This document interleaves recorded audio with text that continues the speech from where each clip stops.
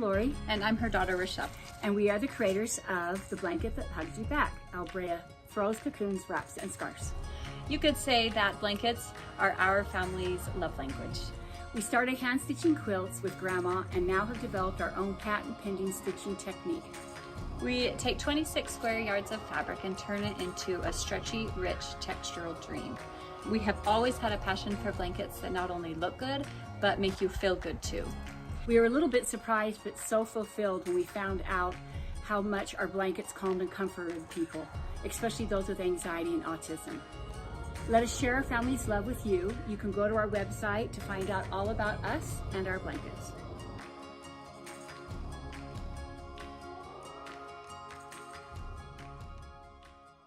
Hey, it's me. And, I was asking myself, how can I help out during this time of job loss and lockdown and worry? Well, I could make us laugh.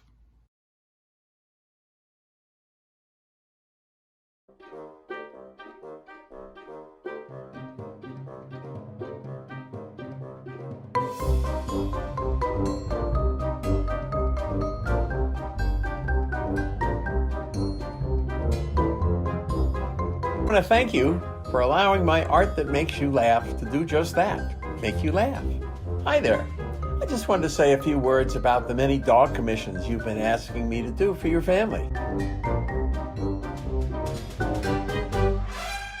First off, I love doing it. One thing I notice is that you love your dog so much that you're honoring him or her by having me do a commission painting done for the family.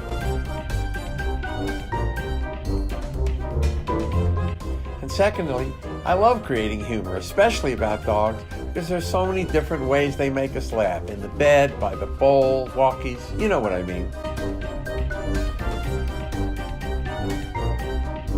So many people have told me that my art makes them happy. Well, I gotta tell you, that works for me too in spades. So, thank you.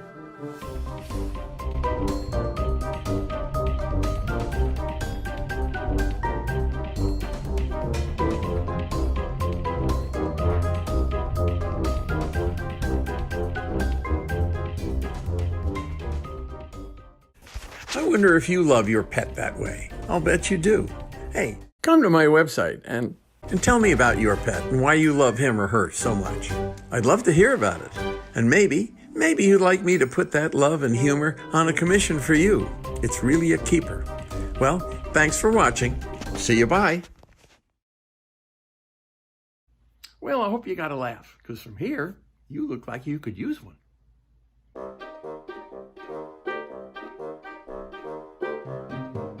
Hi, I wanted to share with you how I do commissions for many of my customers. This was a wonderful commission for Gretchen. She had this little dog, I think it was a Pomeranian, and dog's name was Belle. And every time that Gretchen would go to her tango lesson, the dog would wait patiently during the whole lesson. And then in the last 5 minutes of the hour, the instructor would do the tango with Belle. And Belle was in heaven because she was lifted off the ground and she was swirling around to some exciting Spanish music, and it was all very exciting. And that seemed to be the funny idea that Gretchen responded to when I gave her sketches. And so she gave me that approval, and then I went ahead and started the painting.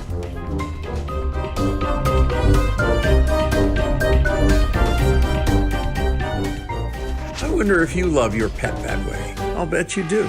Hey, come to my Facebook page and tell me about your pet and why you love him or her so much. I'd love to hear.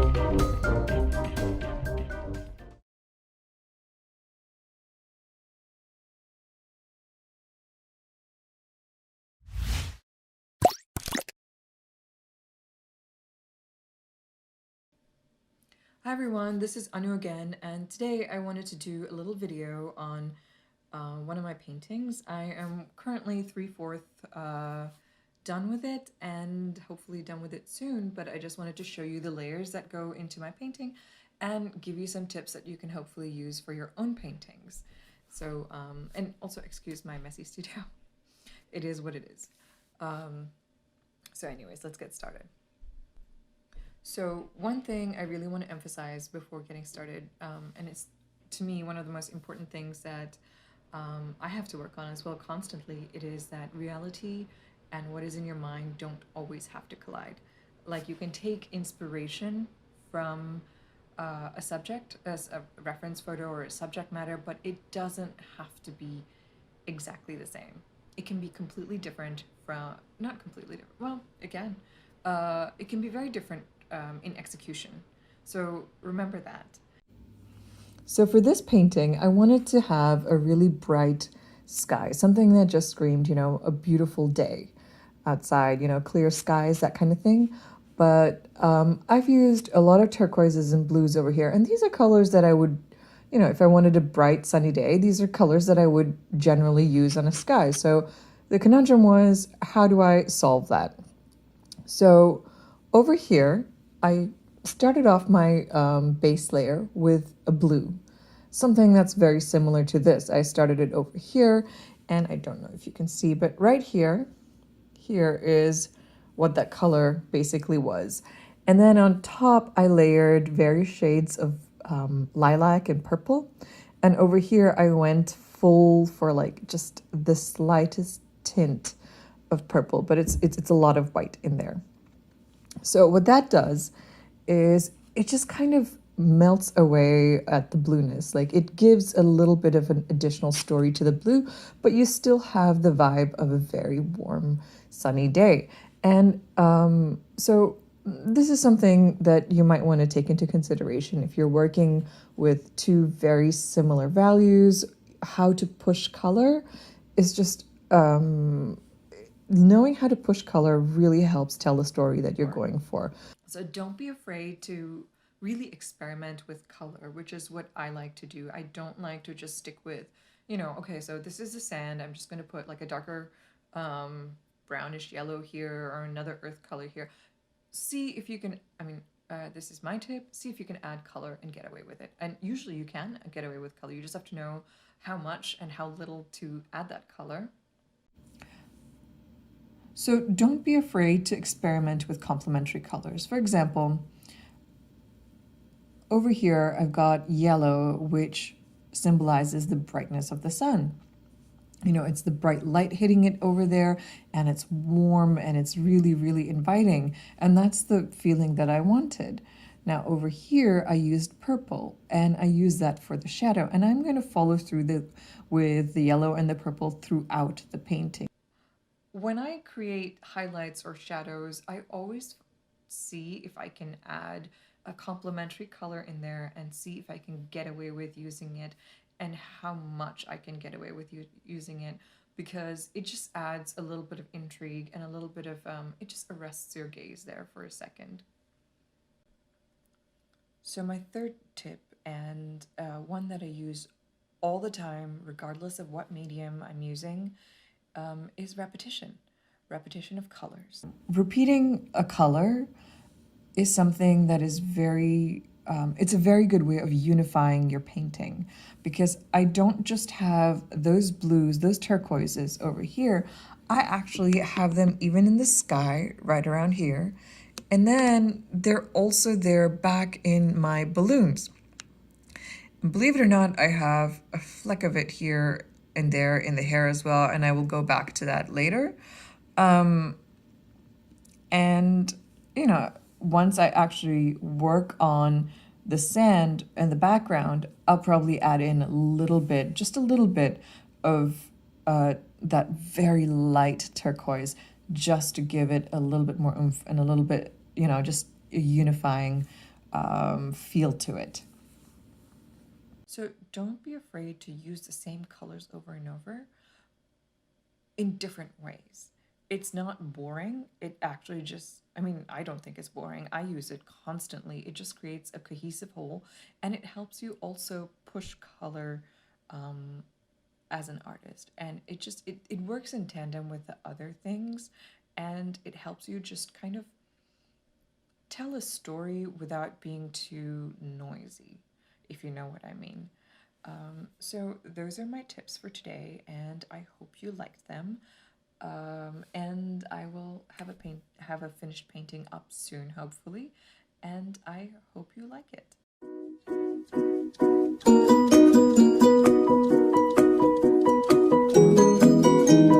Hi, I'm Brett, and I'm going to show you what it takes to create one of my oil pastel originals, and briefly show you what inspires me to create.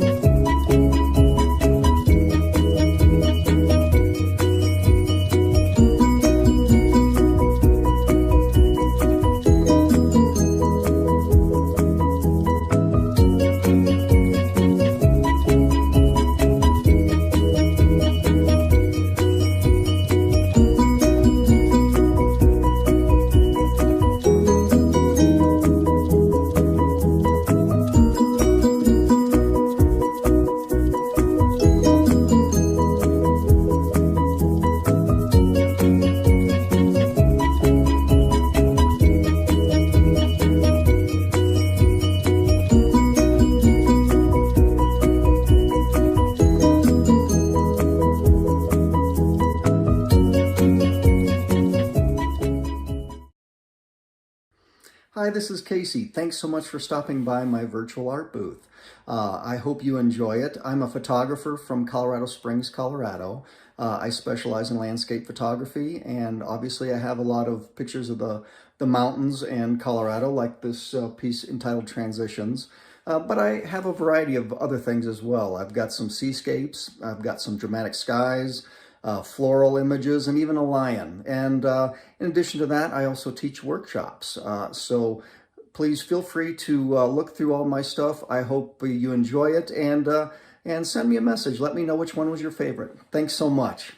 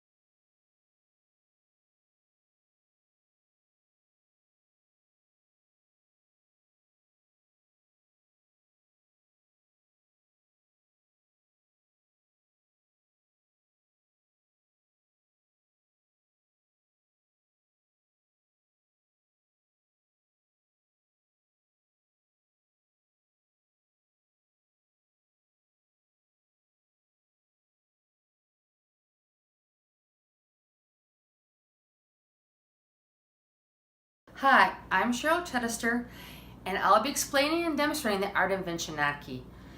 Many cultures have a folk art tradition of paper cutting. However, because of my Polish heritage, I am inspired by the Polish version, which is called Vinchinaki. Originally, sheep shears were used to cut freehand designs out of tree bark, leather, and paper. Creations were pasted on furniture, roof beams, hung in windows, and given as gifts. The Vinchinaki I create, I think, also make great gifts. Each one is unique, and while my work incorporates more modern stylistic tendencies in decorative papers, traditional subjects matter such as flowers, birds, simple landscapes, village life, and people in traditional clothing, as well as holiday influence themes and circular or star-shaped medallions are often depicted in my work. Here are a few of my creations. Symmetry is also a characteristic of many designs. However, Vinchinaki styles vary by region. Some are typically all one color, as you can see some back and through there. And some are multicolored with multiple layers glued on top of each other. Techniques include cutting, clipping, punching, tearing, and carving. My process starts with a theme or subject. Sister love is what I'm going for today. And so this is going to be two sisters. I fold the paper so there's some symmetry involved. Now I often just cut freehand and cut the shapes out from folded paper to have like a repetitive pattern. And that'll be the background of the trees of some sort, something like that. I think this one I'm going to have a lot of red accents. I have a little red bird cut out and probably some pink ones too. After I get the basic shapes cut out, I lay out the patterns, and using acid-free glue and acid-free paper, I glue the pieces down and burnish them down.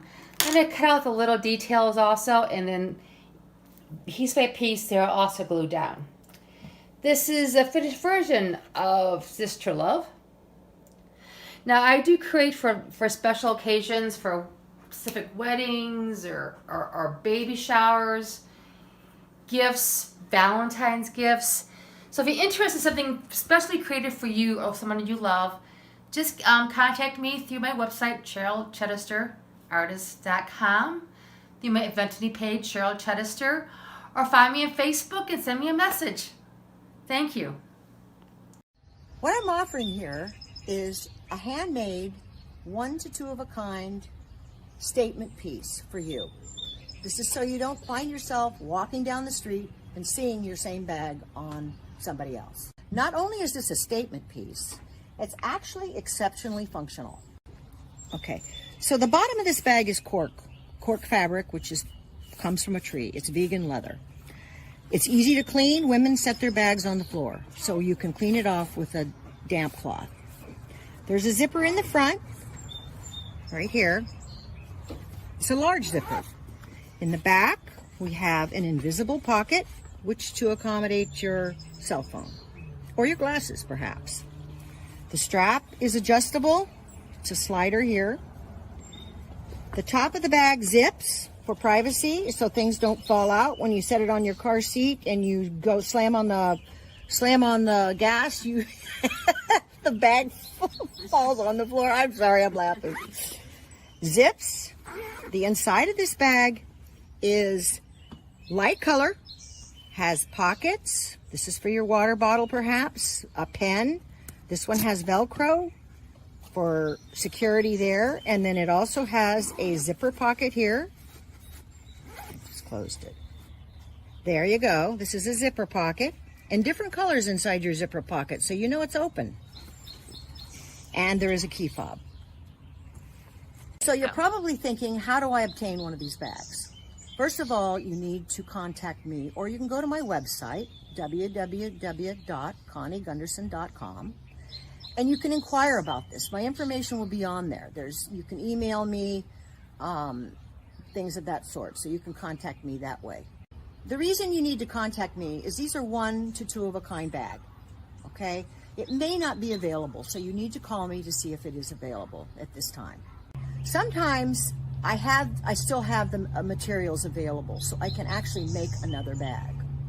It won't be identical, but it'll be similar in theme. So thank you for your time, and I really hope to hear from you soon.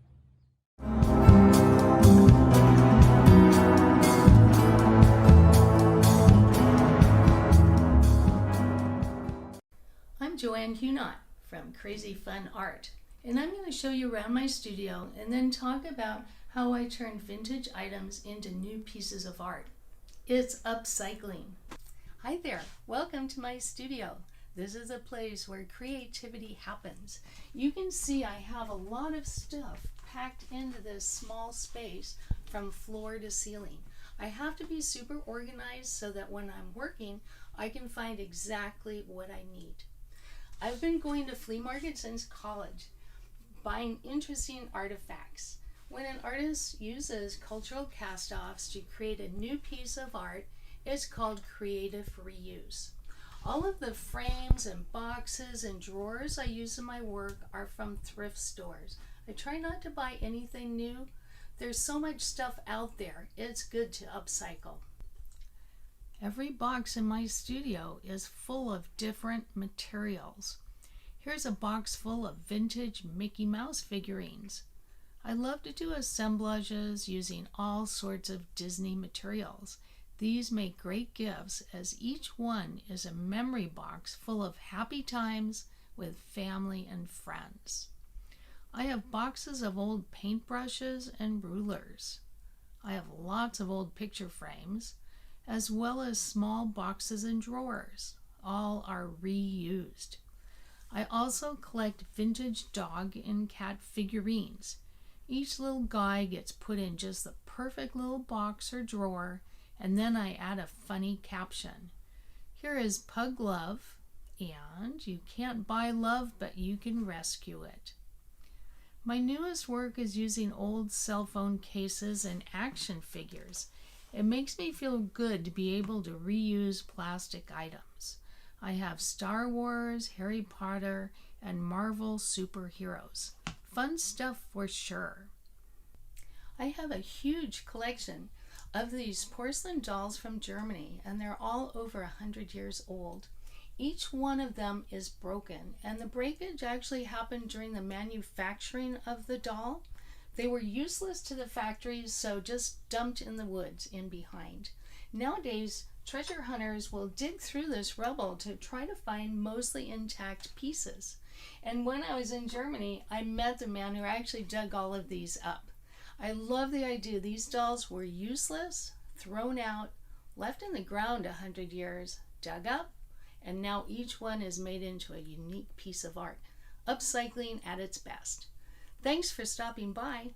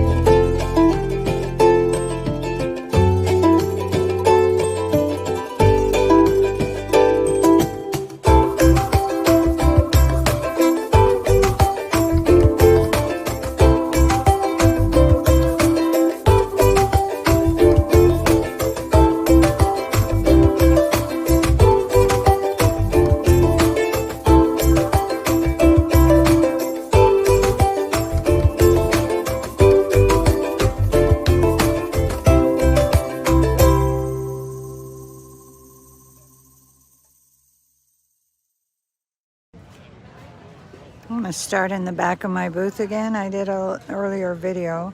Let's see if I can use this one easier for YouTube. Now my side wall, I have two 36 by 48s on the top. The lower right, I have a 24 by 30. Sort of a sunset, sunrise, depending on east or west. And the bottom left is 24 by 48. I'm at an event in Naples, Florida. I'll be at Fort Myers in a couple of weeks, so I hope to see you then. I'm gonna put this on my Fort Myers Art Festival site. On the right panel, I have a 36 by 48 and 24 by 48 of my happy houses. And then as I scoot to the front panel, a 40 by 60 larger piece and a floral 24 by 48 underneath. Over to the left wall, I have two 36 by 48s, very abstract, but top a floral, bottom kind of a fantasy painting. In the center, narrow, two 12 by 36 ladies with hats, 36 by 48 floral. And around the back wall is a 24 by 48 and a 12 by 36. And on the right, a 24 by 48. This back here is kind of storage, but I do have a couple of colorful pieces on the back walls that you might enjoy. Gonna head back around to the other side wall that I have. See if I can stand back far enough to give you a view. 24 by 48, fantasy houses on the top, and boats down at the bottom right. My flower lady in the center, 24 by 30, and on the top left is a 36 by 48 red roof houses with poppies on the bottom. And then I'm back to the back wall. I have one large 40 by 60 painting. Hope you enjoyed the tour. Hope to see you in Fort Myers.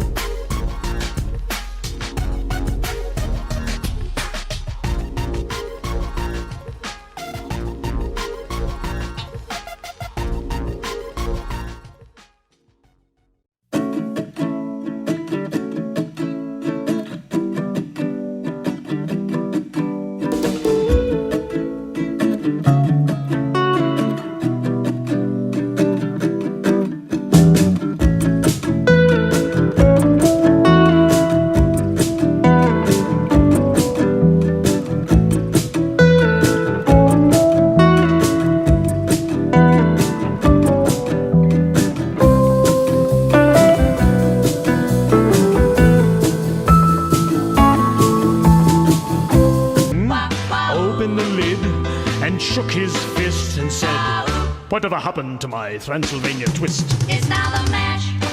It's now the Monster Mash. The Monster Mash. It's now a graveyard smash. It's now the mash. It's caught on in a flash. It's now the mash. It's now the Monster Mash. Now everything's cool, Drax a part of the band. And my Monster Mash is the hit of the land.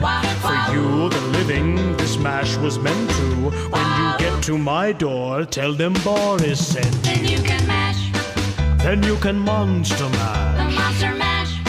And do my graveyard smash.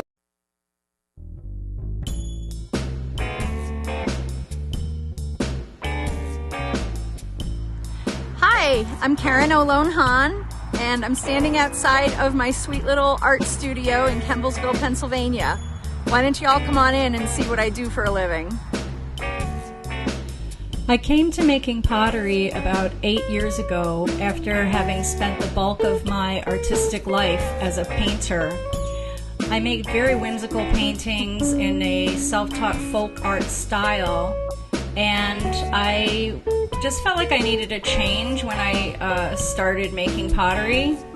I took lessons at local art studios and workshops with some very accomplished potters, and through the years I have started to come into my own with my own designs. I like to use a white ceramic, or white porcelain to create my work. I'm a cat mom. We have 5 little fur babies. I love using the white porcelain clay for my work because it's like a white canvas in which I get to paint on. I also use a technique called mishima in which I carve the black lines that outline all of my images on my pottery and then fill them back in with black slip.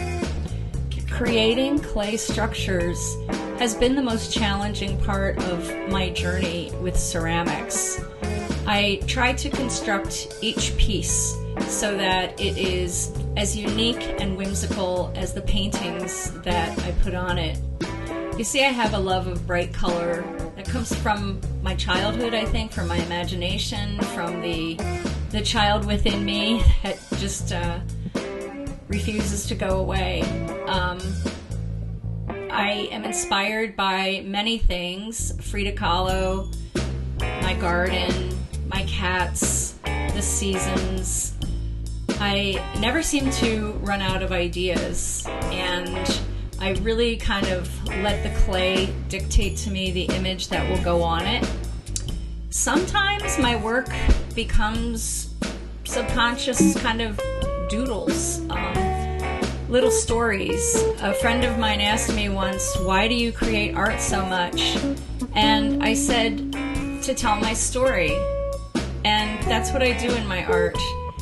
Each piece is a little vignette of what I'm thinking and feeling or seeing. In my ceramics, as much like in my painting. My painting is also very bright and whimsical, and it's fun, and it makes people happy, and that's what I strive for in all of my work. I want people to have a piece of my pottery or have a painting of mine in their house, and for it to bring them joy. I'm always humbled when someone spends their hard-earned money on my artwork.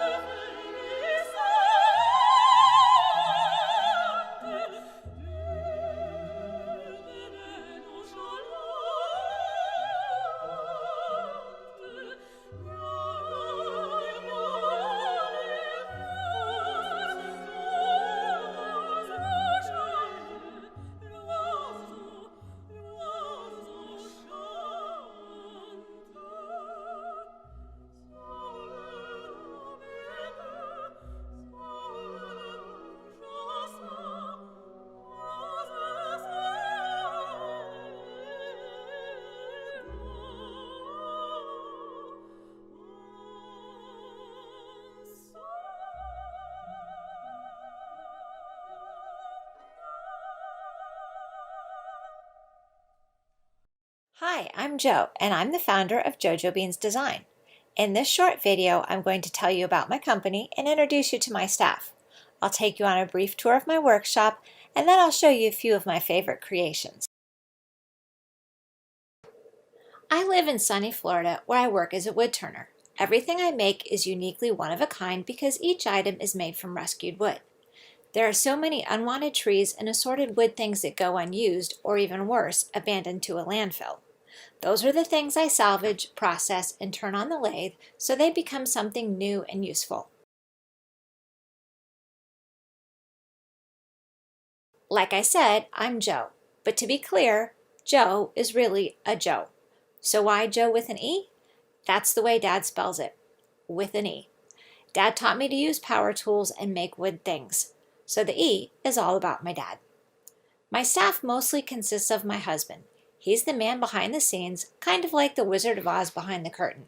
Whenever the lumber is too heavy or the obstacle too great, somehow he makes it happen. He calls himself labor, but he's really the linchpin that holds everything together. My daughter contributes unwavering moral support and brutally honest product critiques. She's also the author of my company's name. You see, her name for me is JoJo Beans. Now that you've met my staff, let's have a look inside my workshop. I have to store loads and tons and lots of feet and inches of wood until I can use it, so I have wood stashed everywhere. I use lots of different ways to keep my supplies and tools organized. One of my favorite storage options is old toolboxes. My large power tools, including my lathes, fill the far end of my workshop. This is where I spend most of my time. Thanks for your time today. I've enjoyed the opportunity to show you what I do.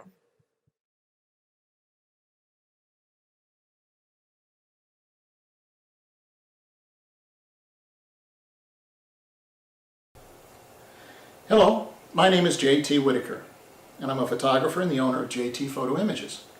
This is my first year showing at the Sacramento Arts Festival, which we all thought was going to be a live in-person event. But as you all know by now, it's turned into a virtual arts festival. My main offerings for this show will be my high-resolution landscape photographic art, which is from Scotland, Ireland, England, Italy, and Northern and Southern California. Here are some samples of my work behind me that you can see during the Sacramento Arts Festival, as well as on my website, which is located at jtphotoimages.net.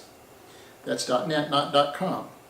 All of these samples and all of my other art that is being shown are offered on 3 different mediums: canvas, metal, and as matted prints, and all in various sizes and all at very reasonable prices. First is my abandoned cottage from Islay, Scotland. I spell that out because you would normally pronounce that Islay, but as I was informed by a very large Scotsman when I was there, it's called Islay, sonny. So it's Islay, not Islay. It's one of the Scottish islands and is famous for its 8 distilleries producing single malt Scotch, the most famous being Lagavulin. This is just one of a series of abandoned cottages that I have taken and is just one of a series of photographs from Islay, including beautiful photos of several of the distilleries and the landscape itself. Next is Eamons Door, Rear Cross, Ireland, which is down here. This is all that was left of an old work building or barn, just one granite wall and this red door. Here's also, and by the way, I'm showing you the canvas and also a matted print of that as well, and that can be done in metal. I also have a series of photos from the Ring of Kerry countryside, as well as some of the beautiful villages of Ireland. Next are 2 of my pieces from Capitola, California.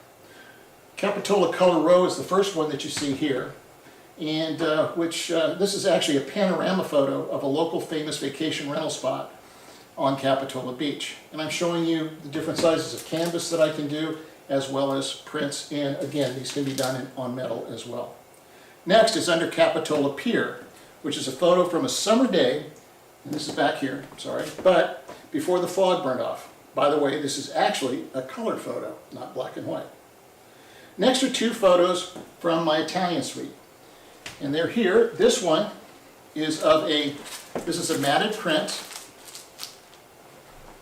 of gondolas in Venice. And again, this can be done in canvas, this can be done in metal, in various sizes of matted prints as well. Next this is a photo, make sure I'm holding it up. I was upside down. Make sure I'm holding it up right. It's a photo of Burano Island in Italy of a colorful window with green shutters and flowers.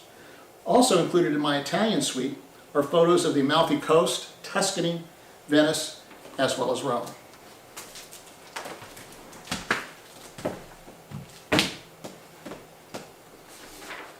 Just recently I spent several days doing some night and day photo shoots in Joshua Tree National Park in Southern California. And here are some samples of those photos. This one is a daytime panorama shot of the desert itself with the Joshua trees. And by the way, my understanding is Joshua trees only grow in 2 places in the world, and this is one of them. And this one is a night shot of a lightning strike that I caught purely by accident in the desert as well. A shot that I don't have a sample of because it just won an award and is hanging in an art gallery is Sunset and Stars Joshua Tree National Park. But you're just going to have to attend the Sacramento Arts Festival or go to my website to see that one. I'm also offering some still life photos. An example of my still life is war horses, which is right here, or old cameras, but basically I call them war horses because they actually were around in World War II, which I've also won an award for. I hope that my work encourages you to attend the Sacramento Arts Festival this year, which I will be in my virtual booth on Friday, November 13th, Saturday, November 14th, and Sunday, November 15th from 10 a.m. to 4 p.m. And also, please visit my website at jtphotoimages.net. I'm looking forward to hearing from you soon. JT Whitaker signing off.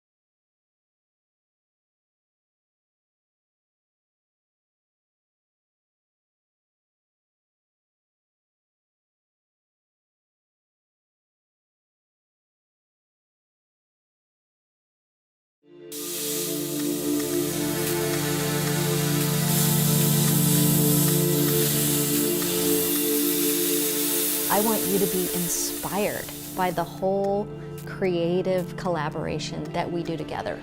It's really not about me, it's about you. And it's about you getting a piece that you are just blown away by. What I call it is the Metalphoria experience. You get to tap into your inner artist and your creativity. And so hopefully you will have a Metalphoria experience too. People come to me when they want a special piece of art. One of the most touching pieces that I made was for a woman who came to me with a pair of crutches that her husband used after a really tragic accident. And we came out with this great idea to create an arrow that celebrated his recovery. And I cut up the crutches and reworked them into the shape of this arrow and added LED lighting and this beautiful color with a resin finish. And when I dropped off the piece, she was blown away and she was in tears. Metal provides unlimited possibilities. So I can do commissions that are for businesses to have an artistic logo in their lobby. I can do wedding presents for people. So one of the most romantic pieces I made was for a guy who was getting married, and him and his fiancée both had this tattoo of a couple embracing, and I cut it out in metal. And I added it to a fire sculpture. It was on the altar. And so when the bride walked down the aisle, she saw this piece with their tattoo as she was coming up to meet him for the vows. I can create fire features for backyards. One of the most extravagant pieces that I made was a 5-foot lotus flower out of stainless steel, and it had 54 leaves. And it went into the backyard of Siegfried and Roy in Las Vegas. In the center, it had remote-controlled fire. It had LED lights strewn throughout all of the leaves. So the fire and the light would reflect off of the metal. Talk about extravagant. I can do nightclub logos that have LED lighting that are controlled by iPads. I can do an anniversary present for metal, copper, aluminum anniversaries, graduation presents, retirement presents, pieces that are over fireplaces as a main feature when you walk in the room. I can do just about anything that you can imagine. So along the way, you'll have choices. And if you're not happy with one of the choices, we can change it. My goal is for you to be delighted with the piece of art. And I want you to love the piece as much as I loved making it. And then together, we're both transformed.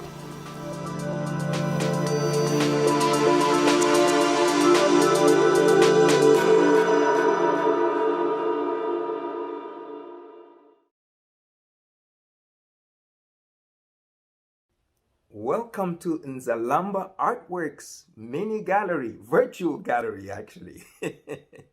Well, my name is Lungala Rubadiri, co-artist alongside Paul Nzalamba, artist, and we're based here in Los Angeles, California.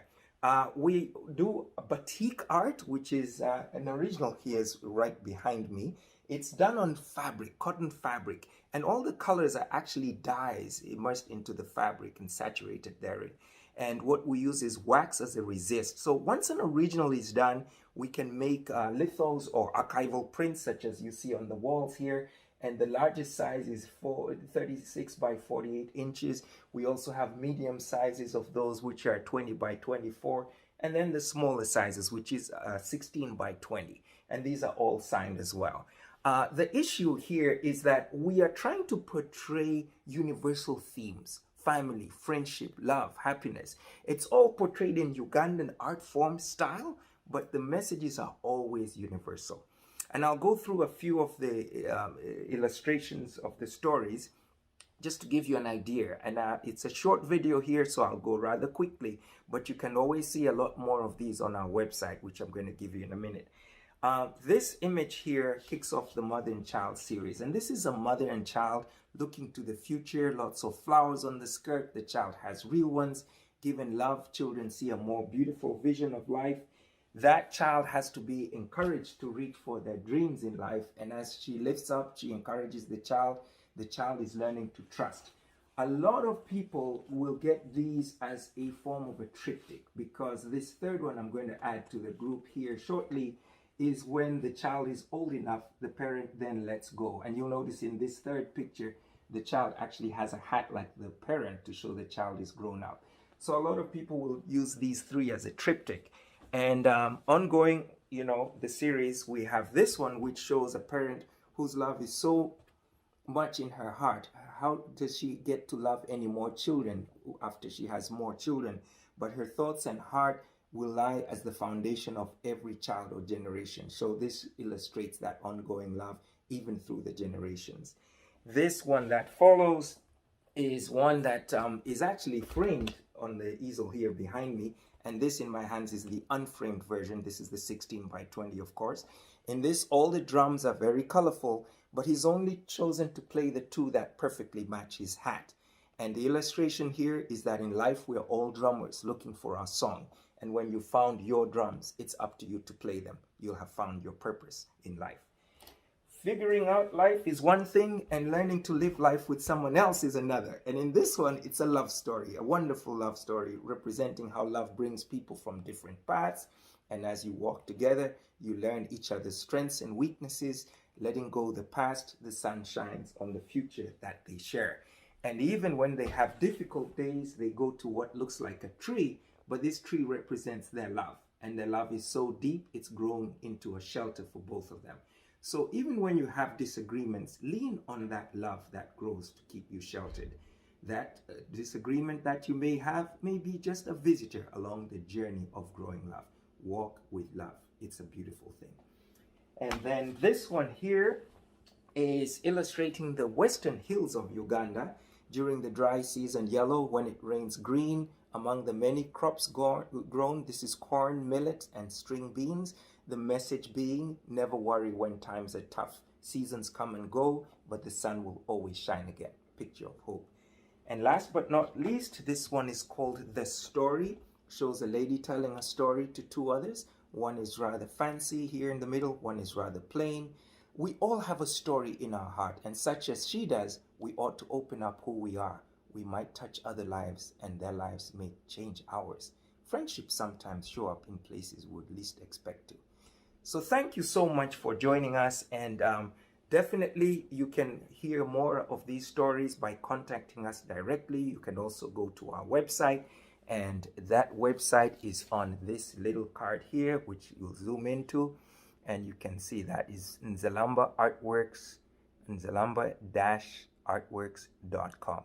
And you can also go to the virtual show that this video has been shown on and contact us through there.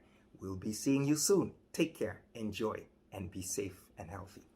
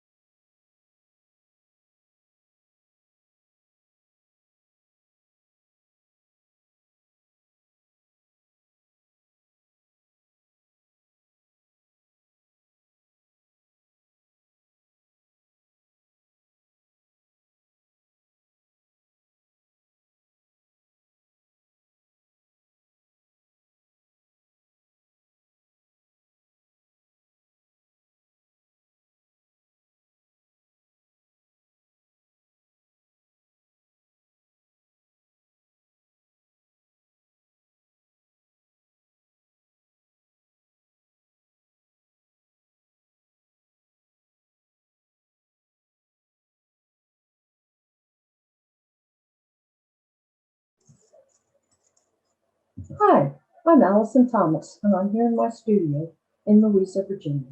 This is where I turn my photographs into art. My work starts out as photographs that I get from taking my Jeep out on gravel and dirt roads into the mountains and surrounding areas, looking for that perfect tree or mountain vista.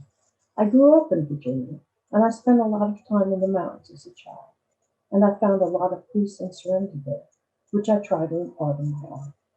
So after I've gotten the photographs, I bring them back and load them into my computer. Then I use various filters and some of my own programming to show you the essence of the scene rather than an exact replica. I want my work to stimulate you, the viewer, to explore more deeply the way beauty is seen and experienced. In doing so, I not only show you a scene, but I also draw your eye to the smaller facets that can get lost. I encourage you to look upon the graceful arch of a single branch, the splash of color in autumn leaves, the dappled light created by the sun, the subtle colors created by the fall. I invite you to look at the world differently. Thank you for watching and enjoy the show. Hello, I'm Sharon Jackman. I'm here to tell you about my crystalline glazed porcelain vessels and sculptural objects. Each piece is formed on the pottery wheel out of pure white porcelain, and then, as you can see, I do a lot of carving and sculpting when the clay is slightly drier. This piece is meant to be like a breaking wave, with the white at the tips of the wave, and then the aquamarine in the middle, and the darker blue at the base of the wave. And this piece scales up beautifully to larger sizes. When I have a successful design, I do make them in very many different shapes and sizes. The other piece here is the moonrise bowl. And I was already carving trees in the front of my pieces, and I discovered when I was working at night that the moon rises behind the tree on the hill behind my studio. And that was the inspiration for the moon behind the tree at night with these dark blue glazes that are just like nighttime, a beautiful nighttime. And you can see these are the crystalline glazes. These beautiful iridescent patterns form at 2000 degrees in the kiln by virtue of my special glaze formula. So that's Sharon Jackman with Crystalline Glazed Porcelain. Thank you so much for listening, and enjoy Kings Mountain Arts Fair.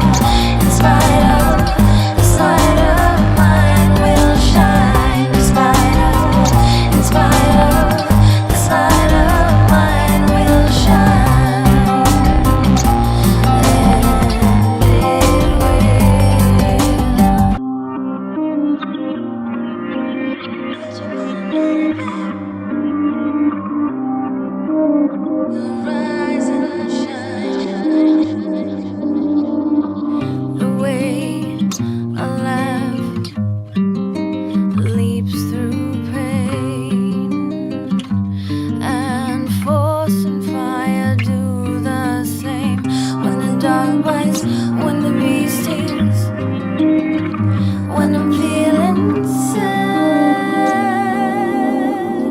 I sing. In spite of this light of mine will shine. In spite of this light of mine will shine. In spite of this light of mine will shine.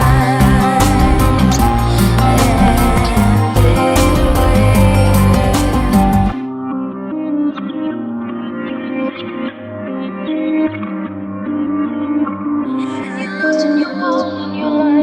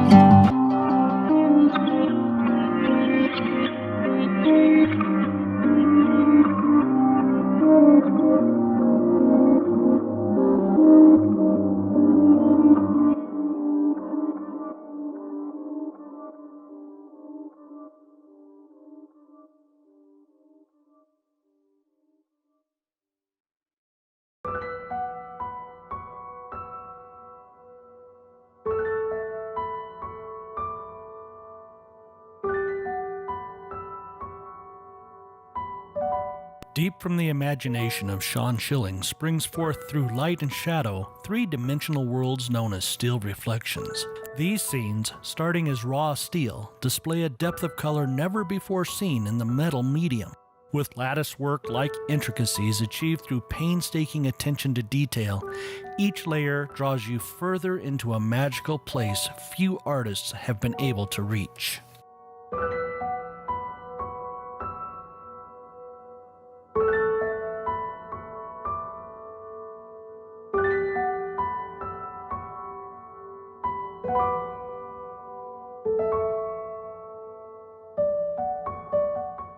All of Steel Reflections designs are created to hang on the walls of today's homes and commercial offices. With the wall acting like a painter's canvas, Sean's creations are brought to life in a completely unique three-dimensional masterpiece.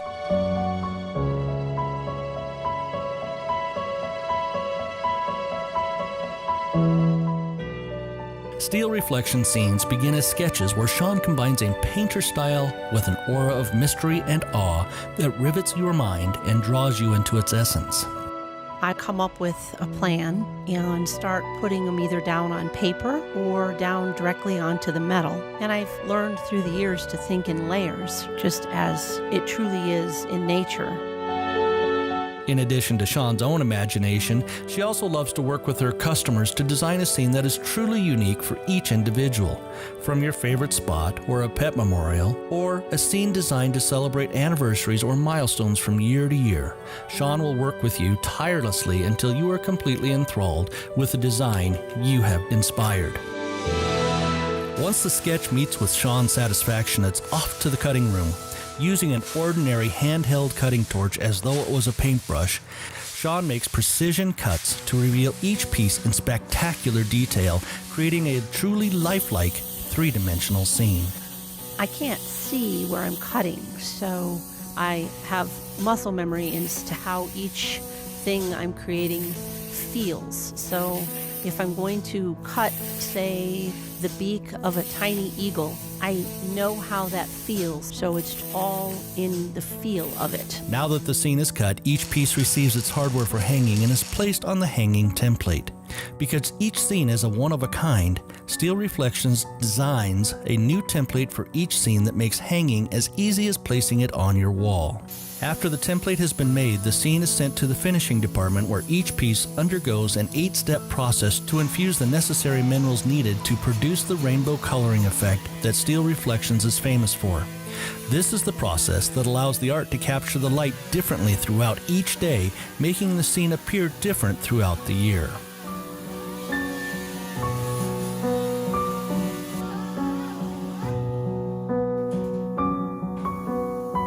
Next, the metal goes through a proprietary process developed over the years where Sean draws the colors from the minerals to capture the iridescence called patina. This process is painstakingly repeated several times to ensure the colors are exactly what Sean wants. Once the minerals are infused, the coloration process begins. And that is kind of a magical time for me.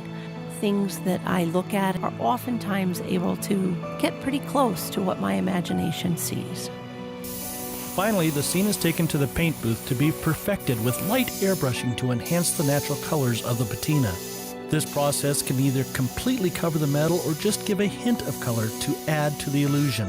Once the painting is perfect, every piece gets several coats of automotive clear coat, making the scene durable for either inside or outside display. Using the colors as a base, and I lightly airbrush over the top of those colors to achieve really something quite magical to me. After a thorough quality inspection, the scene is lovingly packed and shipped to its final home. This requires our packing department to place each individual piece in the shipping box separately, securing it and ensuring it is protected from damage during the shipping. For over 35 years, Steel Reflections has come from the trial and error phase, developing the proprietary infusing process, to being known throughout the country as a leader in steel sculpted wall art. Today, Steel Reflections is partnering with Rhapsody Studios to once again create a new art, combining the steel art with the photography of William Schilling. This new product, called Steel Windows, uses any of the Rhapsody Studios' fine art photography and adds a custom steel frame that either enhances or continues the scene into a three-dimensional look.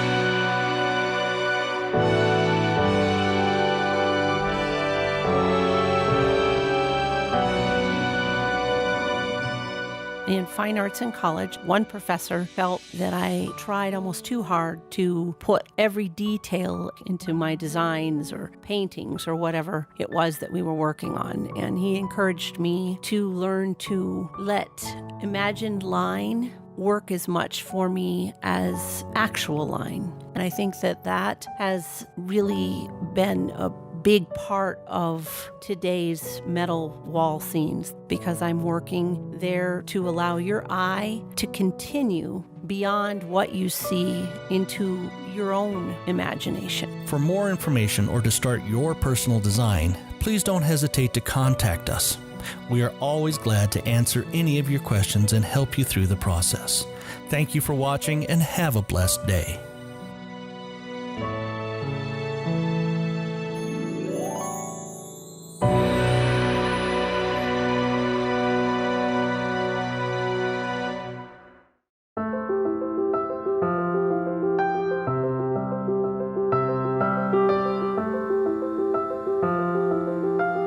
When I was younger, I wanted to be a paleontologist or inventor. I couldn't decide which one I wanted to be.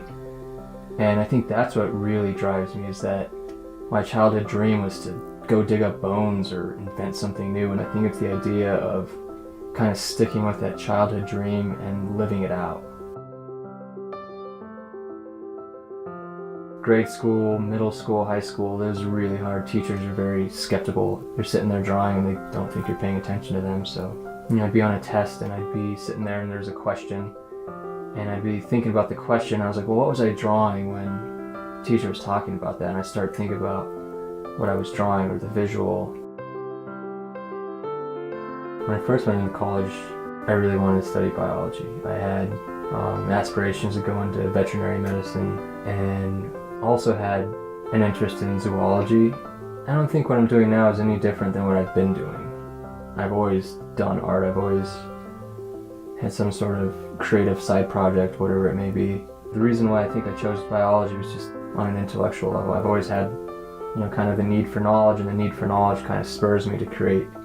Whether it's human, animal, any sort of organism is just very beautiful. There's lots of geometry and symmetry, and it's kind of a very, very meticulous piece of artwork. So there's a lot of, I guess, inspiration I can get from that. You look at a anatomical figure or drawing or musculature or nervous system, and there's just so much that you can extrapolate from that. And most artists who are creating or trying to create a world, they're living in their own world all the time. Their gears are constantly turning, their minds constantly throwing ideas at them. I think by creating some of your artwork, you kind of bring people to the place that you're at. I created this piece that was like this T-Rex skeleton with these little people and workers putting together this enormous skeleton. The people are completely unproportional to the skeleton. I think that kind of emphasized like almost the dreaminess, almost like the fantasy of my own dinosaur. Very grueling and difficult piece to work on, but I think it was just the fact that you kind of rekindle some of those childhood memories. I really want to mix art and biology. I want to find this road where I can converge. They're almost extremes in a way. Like at one point in the classical era, Darwinian age, they're very tied in naturalists that go out and they find new species of butterflies, so they draw it out with these very detailed drawings. So at one point you had to be an artist to be a scientist. You couldn't take a photographic image, you couldn't save some of these things that you're seeing, so you'd have to be able to be somewhat of an artist in order to convey to the world the new scientific discovery.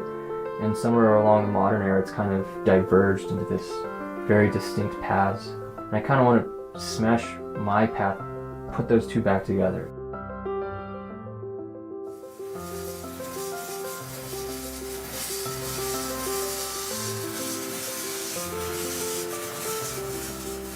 I wouldn't classify myself as purely a scientist or purely an artist. I don't really feel I fall into either category. I kind of skim on this weird meandering going between both worlds.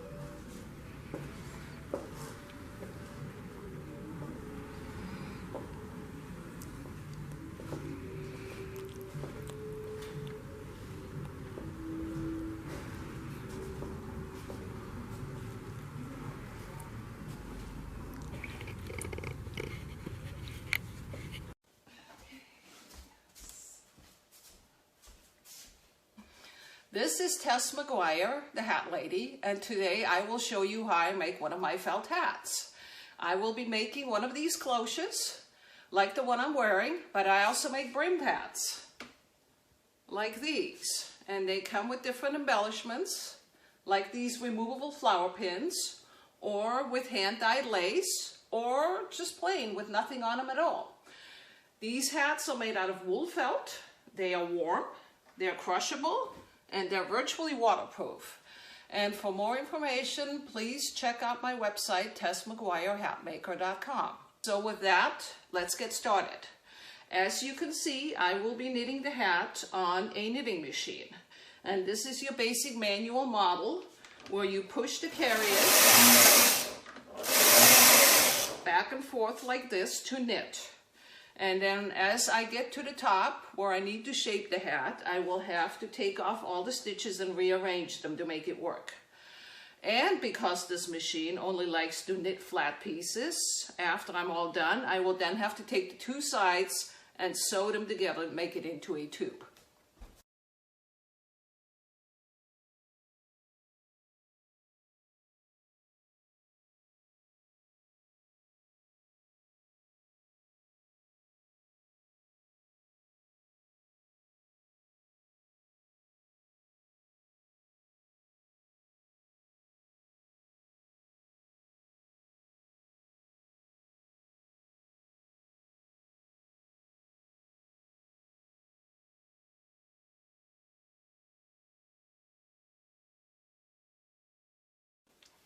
So, now that we have a knitted hat, this is what it looks like.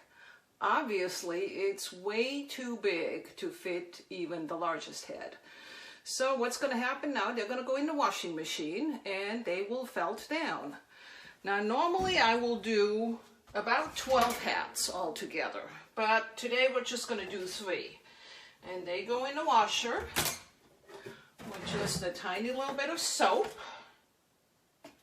And it usually takes about 2 runs through on hot, and then they will be done. I have to check towards the end and make sure they don't overfelt, but we're just going to let them do their thing now. So the spin cycle has just stopped, and we're going to see what the hats look like.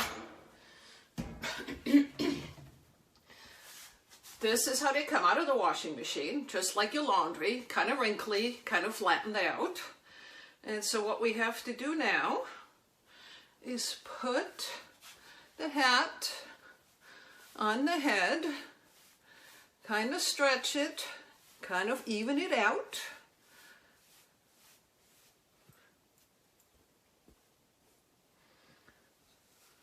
Rub out the wrinkles on top. And fold up the flip.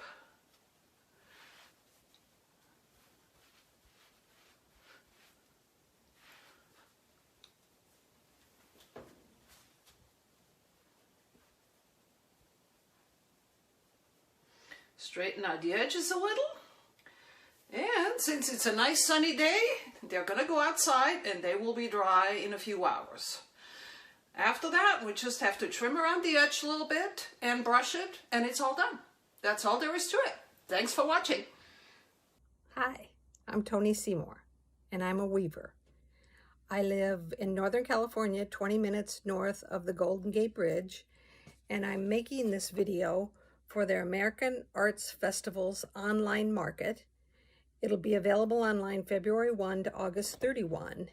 But don't wait, a lot of us make one-of-a-kind pieces, and once that piece is sold, it's sold.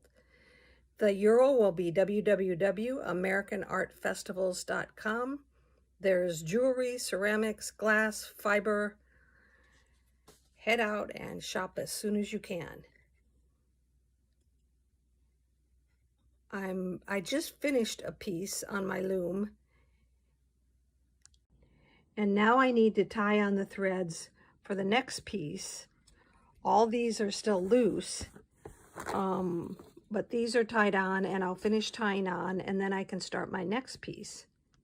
This is the piece I just took off my loom, and I have one end all done, but this end I need to finish weaving back in the ends and then snipping them off so I have a nice clean end here at the end. That has to all be done off the loom.